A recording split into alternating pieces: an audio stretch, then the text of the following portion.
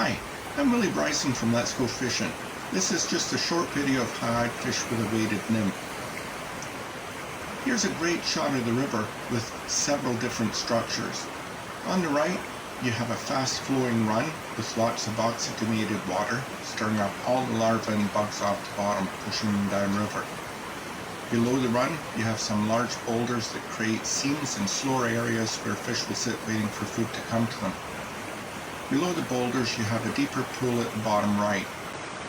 On the inside of the fast run is where the water is much slower and shallower than the run itself.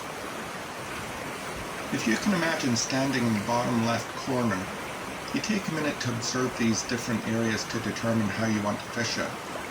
If it was me, I'd look at the calmer water to see if there's any fish moving or jumping for flies in top. If they are, I'd put on a dry fly, making a short cast and continue to feed line out as the fly is moving downstream to make the drift as natural as possible, trying to tease any fish in this area to my fly floating on top. The faster flowing run will hold fish down deep at the bottom, where the flow is much slower than on top. Here the fish will be mooching around for larvae, grubs and bugs that have been churned up by the flow. Here I would fish a weighted nymph.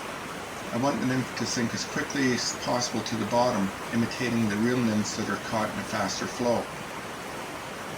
So looking at this again, this is the area I think fish may be mooching around the bottom. My target cast will be above this area to allow my nymph to be bouncing off the bottom before it gets to my target area.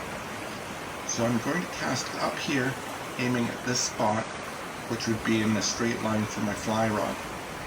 Just before my line hits the water, I'm going to reach the tip of my rod upstream to change the angle my line lays on the water with some loose line still in my hand. As soon as my fly line hits the water, it will do an upstream mend with some slack line in my hand. If you can do 2 or 3 upstream mends, it allows your nymph to drift naturally for a longer period of time. Be mindful not to have too much slack line out, so if you have a bite, you can still set your hook.